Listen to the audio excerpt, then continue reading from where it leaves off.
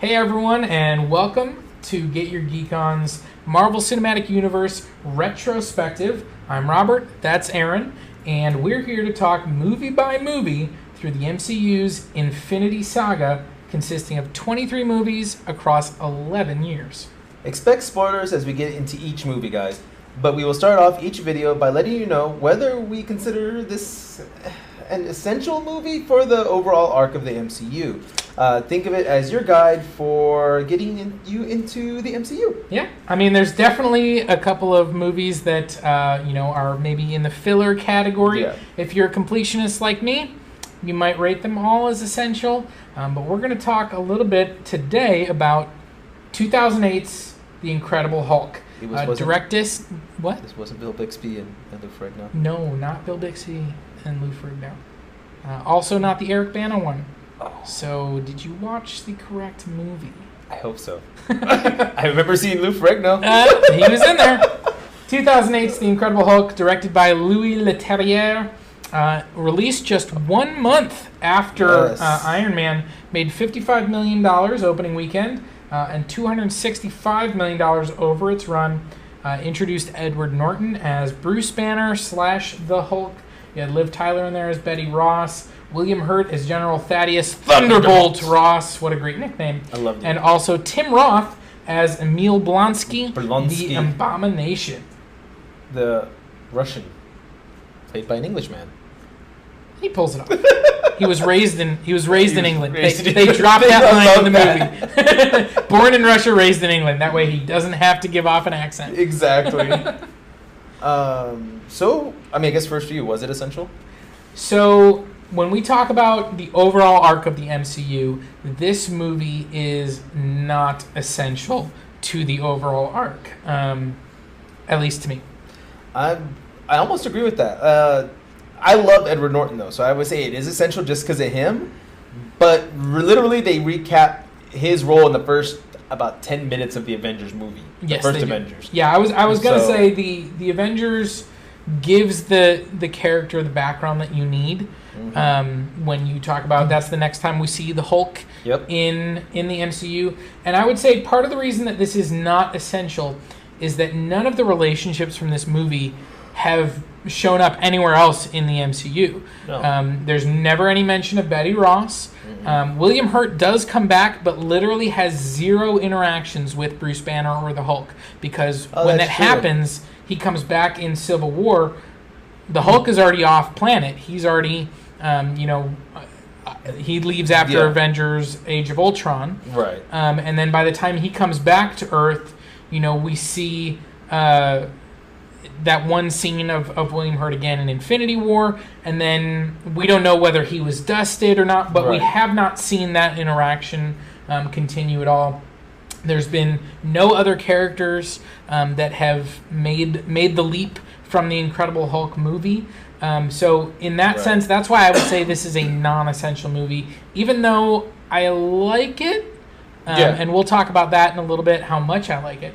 But if you're trying to, you've never watched any movies in the MCU, you want to get into it, this is one you can skip. Yeah, and I agree with that. I mean, like I said, I only watch it because I love Edward Norton. I think he's a good actor. He is.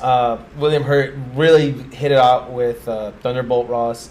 And Tim Roth was a great actor. I believe he did pull off Blonsky really well. Yeah, and I think we're going to talk about that in a minute. But before we do, I want to know, when this movie was coming out in 2008, transport yourself back, go back in time like the Avengers did. Back in time. Okay, Huey Lewis. And go ahead and, what were your expectations, going into this movie, having just seen Iron Man in the theater? Were you expecting the two to be connected? Were you expecting to enjoy the movie? Coming off of the Eric Bana Hulk movie, what were you thinking? I honestly did not expect it to be connected at all. I felt at this time everything was still going to be separated. Yep. I was happy they were making a Hulk movie. I was excited personally to see it because I had, Fight Club had just come out, a couple years before that, I believe, or so? A few Fight years? Club was like late 90s. Was it late 90s? Yeah. Oh, man, I can't remember. It's like 10 years before. I watched it a lot back in the day. So, I mean, I enjoyed it from Fight Club. That's where I remember Edward Norton from. Yeah. I really had high expectations for it because I know I had read up on it, like he is like a perfectionist. He likes to have a certain thing going with his roles. He does. So I was looking really forward to it a lot more than the previous, what was it, 2003 or 2004 when the other Hulk movie came out? Yeah, I think it was 2003. So I was expecting a lot more. The other movie I thought was garbage. So I had high expectations, knowing Marvel's just came off Iron Man, like you said. Yep. So I was looking forward to it. Yeah, I kind of was the same. There had never been anything like the MCU before. So I certainly was not expecting the Hulk to connect to Iron Man in any way. Exactly. I was viewing it as, its own movie. I actually, when this movie was coming out, I had only seen little bits and pieces of the Eric Bana Hulk movie. Good. And so, yeah, I didn't have kind of that stink and I just knew the character of the Hulk, and I really loved the character of the Hulk. So I was really looking forward to this movie. And looking back on it, when you look at it from the public perspective, there was, this movie made about half the amount of money that Iron Man did, which when you think about how known this character was, is pretty remarkable until you start to look at why that might have been. Right. There was a lot of lead up with this movie about the problems that there had been on set, the writer that had left set, Edward Norton, according to multiple sources, other actors, was unhappy with the way the movie turned out. He had been writing it on set and changing lines of dialogue and didn't like the way it had come out in the editing process. There were rumors that he was refusing to do press for the movie.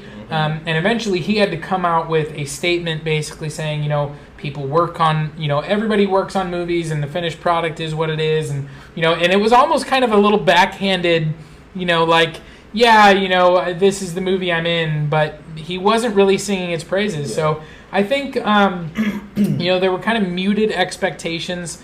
It still was a successful movie for sure. Definitely it was critically well received, not as well received as Iron Man or what would come later in that same year, The Dark Knight. This is kind of the forgotten superhero movie of 2008. It really is. Not helped by the fact that, yes, they did end up recasting Edward Norton's role. But certainly, when you look at the expectations in 2008, I think people were expecting the Hulk to be, hopefully a good, faithful adaptation. And I felt it was, coming out of the movie, I remember really enjoying it. Yeah. Same for you? I really did enjoy it. I had probably just, after rewatching it again, I definitely want to talk about that after watching it again. But think back to 2008. How did you feel coming out of it? I felt good. I think the end credit is what sold me, honestly.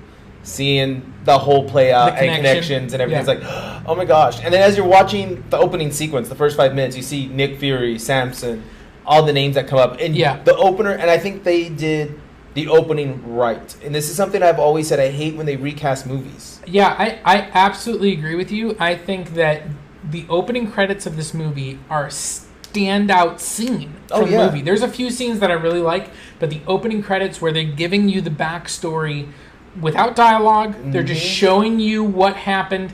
And if you know the character of the Hulk, you can go, okay, that's how they're telling this version. Exactly. If you don't know the character of the Hulk, you pick up on the origin. You can see that it's, an experiment gone wrong. You can see that he, hurt people he didn't intend to hurt, that's someone he cares about, that he and General Ross are adversaries. Like, you get all of that in the setup. And that's what I like, because like the Spider-Man movies, except for the newest one with Tom Holland and Tobey and Andrew Garfield, they retold the origin story. Right. They wasted 30 minutes of film doing that. Sure. It felt like.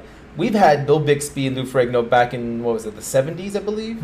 Then we had the movies that they did, like a couple one-shot movies that were television movies, I believe. Made for TV. Then we had the 2003, 2004 Hulk. Everybody knows the story at this point. Right. It's like, we don't need to spend 30 minutes telling it. No, it was. But while we're showing the credits, we're going to show you this 5-minute scene of this is how it all happened. And you mentioned, seeing like Nick Fury's name in there. Shield, that's something they do really well throughout this movie. Is you get little callbacks to the MCU.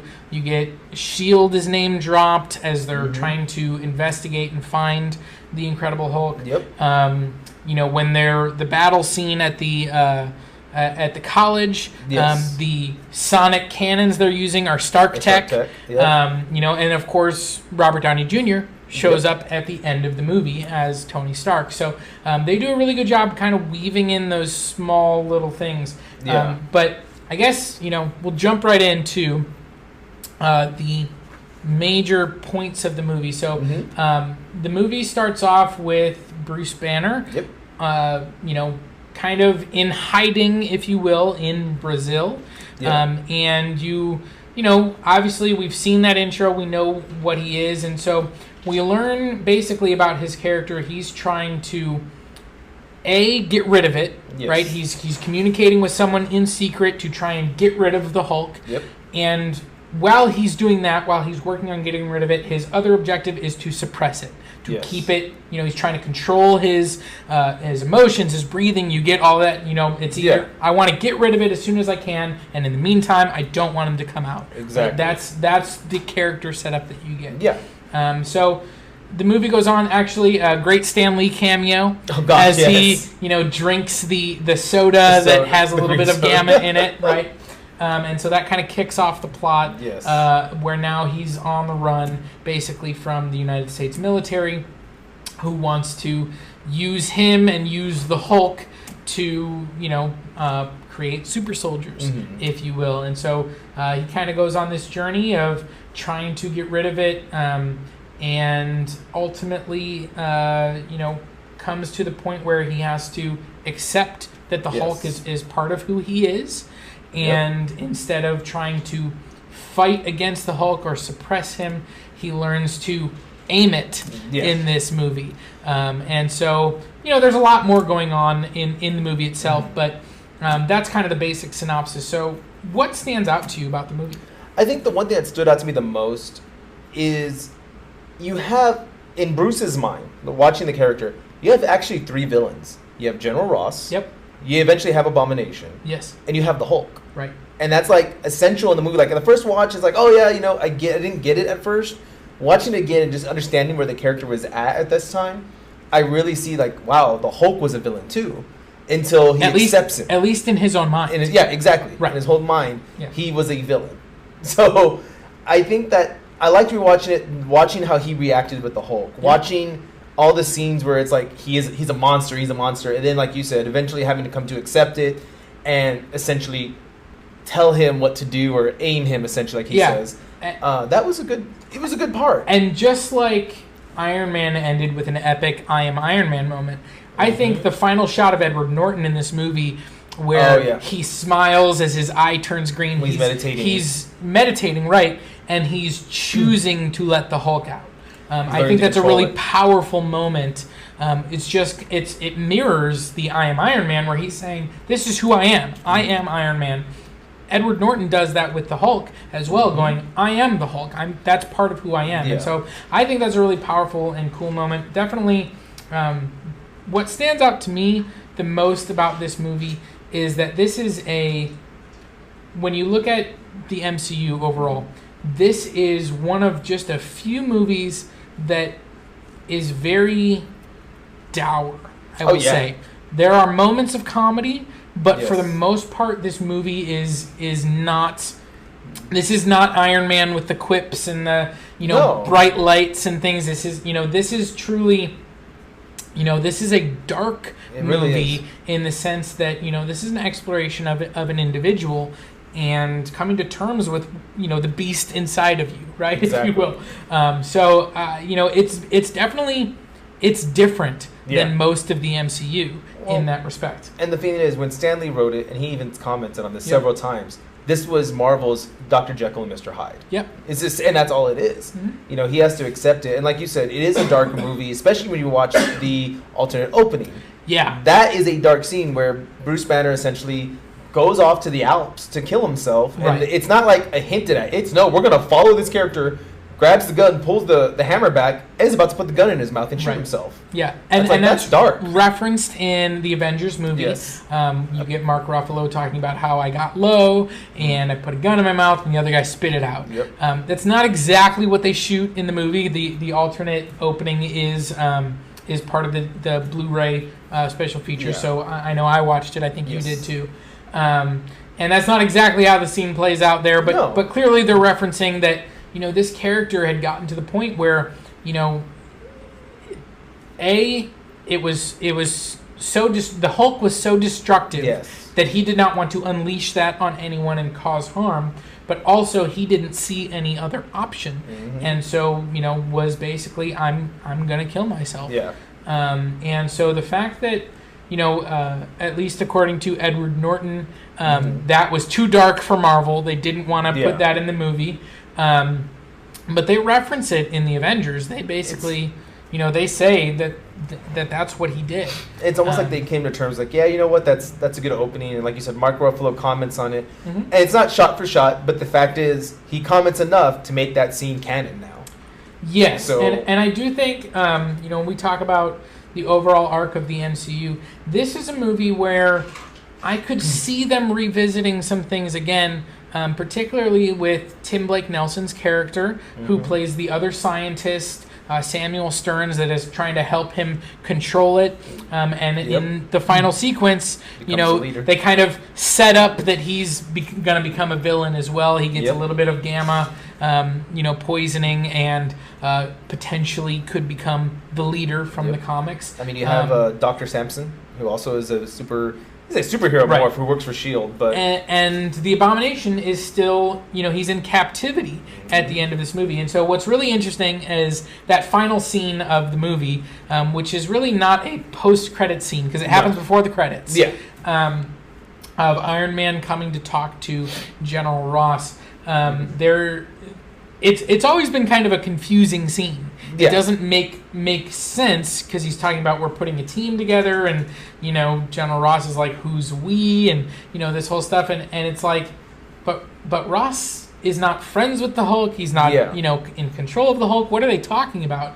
And so actually Marvel addressed this in 2011 when Thor was released on Blu-ray, on DVD. There was something, it was actually the first one they ever released. It's called a Marvel one-shot, and it's basically like a 3-minute movie that they shot, and it's Agent Coulson and Sitwell talking about how, you know, the World Security Council has accepted and they're going to move forward with the Avengers Initiative, but they want the Abomination to be part of the team. Yeah. And so they're forcing S.H.I.E.L.D. to recruit the Abomination, which General Ross has control over. And S.H.I.E.L.D. does not want the Abomination as part of the Avengers. They know that he's a villain. Yeah. And they so understand the dangers behind him. Yeah, and so this whole one-shot is basically about them deciding to send in Tony Stark, because they know that he will you know, have that personality clash with General Ross, and General Ross will decline to allow Abomination to be part of the Avengers Initiative. So it's kind of this, you know, roundabout way to basically explain away this scene that kind of has always felt weird and tacked on at the end of The Incredible Hulk. And that's true. And you are the one that showed me that little 3-minute scene, and now everything does make sense. Yeah. You know, they agree. They're like, Tony screwed it up. Yes, no Abomination now. We're not going to have to worry about it. Right. So it's a nice little fit. And like I said, there's a lot of little things that they bring on later to the Avengers movies. Yeah. So still not essential, because, again, you don't have to watch this movie. You could watch that little 3-minute scene and like, oh, well, that's cool. Yeah, and you know, let's get into maybe some of the action sequences. Yes. Anything stand out to you in terms of the action sequences? Anything you really liked? Anything you didn't like? I did like Blonsky. I really love Tim Roth as an actor. I think he's an amazing actor. And he played the part well. Like you said, there's a throwaway line of how they say an Englishman is playing a Russian person. He was born in Russia, but raised in England. Right. Yeah. So it's like, okay, cool. He doesn't have to fake an English. He doesn't have to fake the Russian accent or anything. Right. Yeah. So I think every part that he was in was good, especially how he comments on, you know, just being a regular human at first and nothing injected into him to make him to become eventually the Abomination. How wishes he was 10 years younger with the knowledge he had now, and how he was such a good soldier, but no matter what, you put a soldier against a monster like him, they're going to piss their pants. Right. And then once he gets the soldier serum, how confident he is, and almost very Captain America-ish. I mean, that's kind of the first references we get to Captain America, They talk about the super soldier serum. Correct. They mention, not almost without saying it, Captain America. The alternate opening technically has Captain America's shield in it. Correct. Yep. I can't remember where it was at though. I think it's when the thing collapses. I think. Yes. After he comes. Yep. Okay. I couldn't remember. After the Hulk becomes the Hulk. That's technically, they were going to set that up as that's what shifted the landscape, which is why they even discovered the Captain America ship. So, So, like, you got Blonsky all, becoming slowly the Abomination as the movie comes out. Every fight scene he's in with the Hulk, it's amazing because it goes from one side, the Hulk just, he shoots the Hulk, Hulk's like, get the heck out of here, I'm throwing stuff at you. The next fight scene, Blonsky can almost hold his own a little bit, actually. Right. Until all of his bones are turned to dust. Yeah. Well, and that's the college scene is the one you're talking about where he's had a little bit of the serum, and he's faster, he's stronger, he's all of those things, and I really that is the standout action scene to me. I think that it being shot in daylight, that's really the first time you see the Hulk, it's all dark, it's in a dark warehouse. Everything. They're really kind of holding off on showing you the Hulk. Cinematically, that was a beautiful first time you saw him. And it really is that moment where you get him in the college. Now it's well lit, it's daytime, and you get this whole battle sequence where he's fighting against different aspects of the army, as well as obviously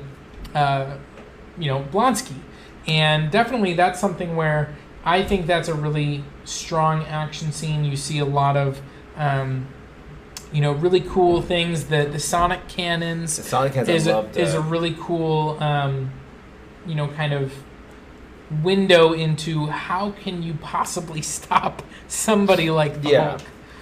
And that was amazing. I think any fight scene he was in, especially right before he became Abomination, he still what is the guy, the leader, whatever his name is. Samuel Stearns. What's with you and hitting people? Right, yeah. He kept hitting everybody in the back of the head. Yeah. I loved it. It's a good scene. And definitely, to your point, Tim Roth, I think, is very much a standout.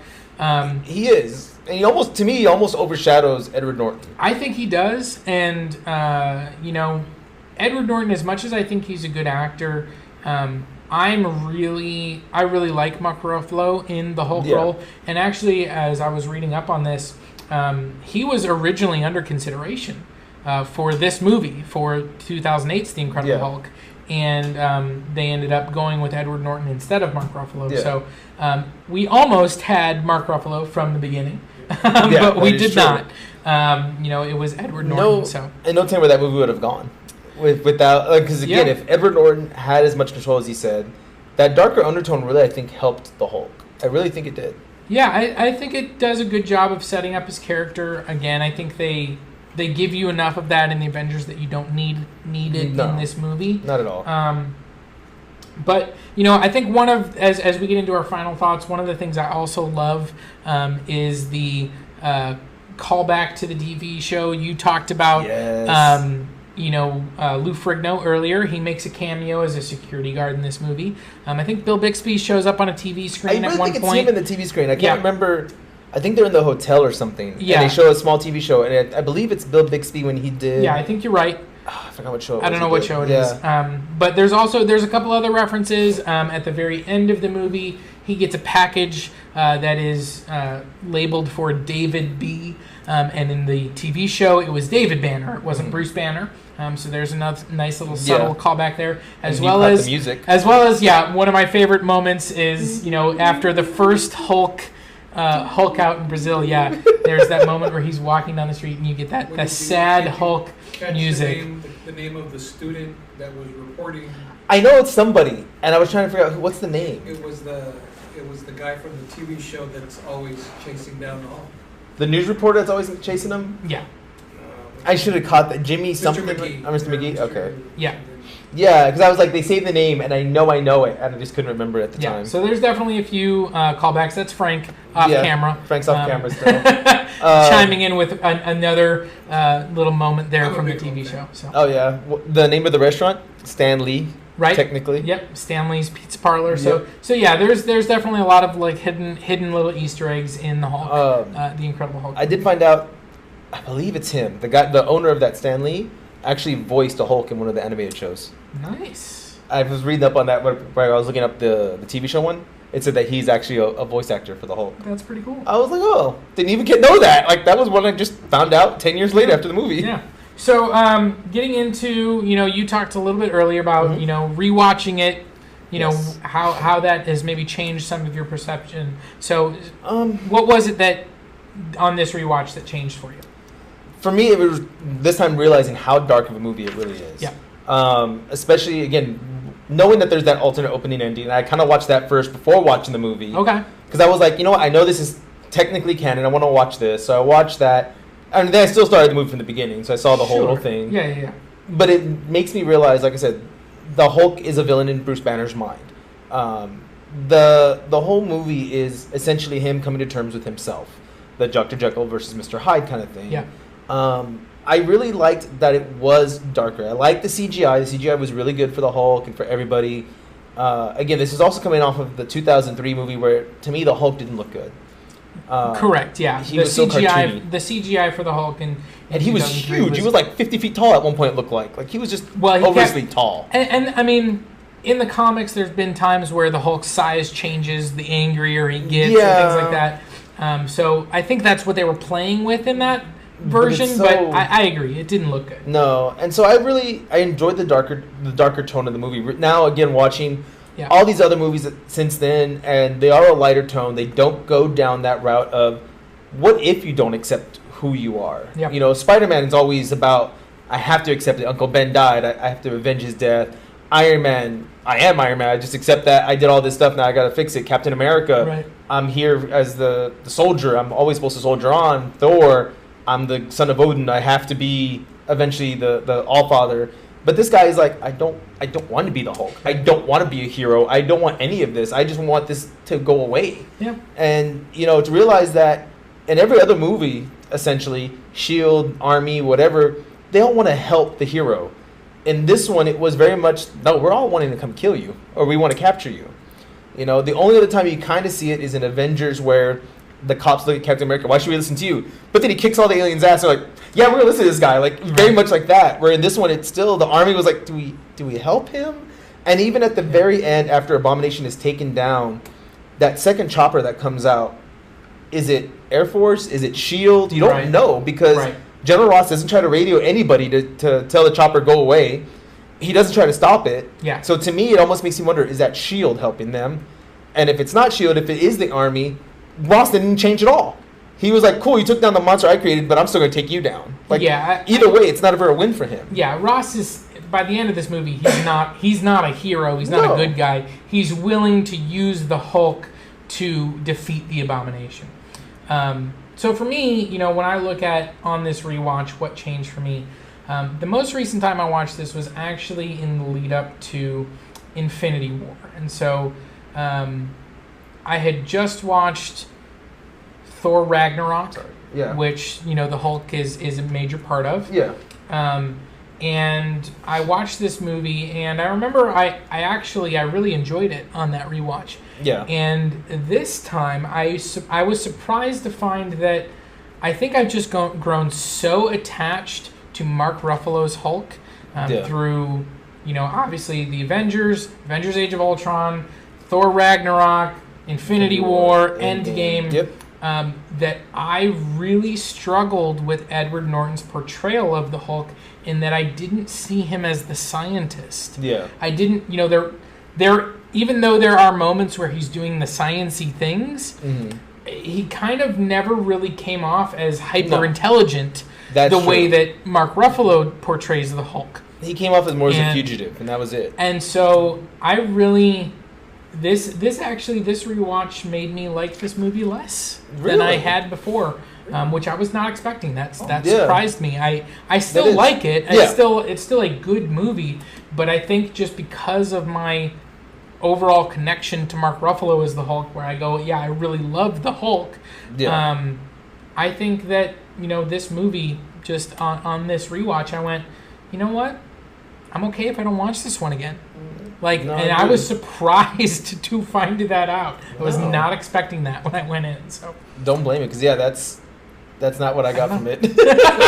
So pretty much you just watched it for the entertainment value. Yeah. I mean, I watched it, with a critical eye, knowing we were going to be talking about it, and maybe that is what caused that. I will say I did not. After watching it again, I did not like Liv Tyler. No, I realized how much I did not like her. I've never really liked her particular portrayal of Betty Ross. I talk like this when I act, though. I think Jennifer Connelly in the 2003 Eric Bana Hulk does a much better portrayal. I'll give you that. And Liv Tyler, I mean, not bad, but just not. I don't think she's a very good actor. I don't think actress. So. I don't think so either. I mean, I hated that. Like every scene, it felt like I was talking like this, and she's whispering. It's like, why are you whispering? Bruce. Yeah. The only time I heard her clearly is when she's yelling at the taxi driver, and I'm like, really? That's the only time I really understood you. Which Thunderbolt Ross did you like better? I mean, I like William Hurt a lot. I think he does a good job in this movie.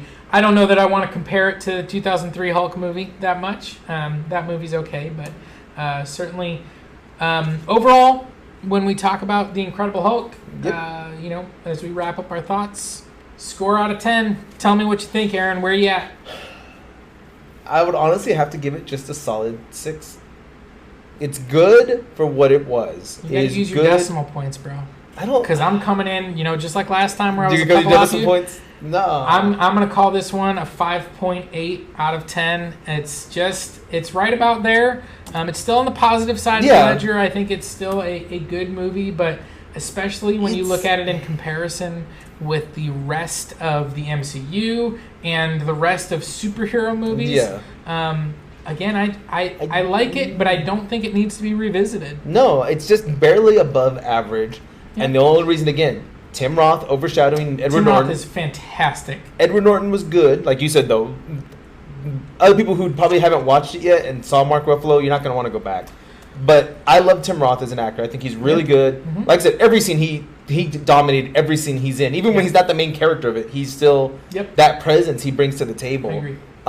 That's the only reason I would say it's just above average. And again, trying to give that darker undertone for a hero. That's it. If they didn't go that route, I'd probably go a heck of a lot less. Yeah, I like the movie, and I like what they did with it. And I think Edward Norton, if he had continued playing the character, it would be a very different Hulk today. Oh, yeah. I agree with that. But I think that overall, this was a movie that, in the early stages of the MCU was another well-received movie, another step in the direction of creating the MCU, and certainly a movie that, upon rewatch, isn't my favorite, but it's still a positive movie. Like I said, I liked it less than I did before I rewatched it, but I still like it. Yeah. So that's good. I think it's a good movie. And no gems are in it, though, too. No Infinity Stones again. So we're 2 movies into the Infinity Saga, and we have no Infinity Stones. Will we get any in Iron Man 2? Tune in to our next video to find out. So this has been Robert and Aaron for Geeks of the Web. Frank off camera, thanks for chiming in as well. Thanks, and we'll talk to you soon. Have a good one, guys.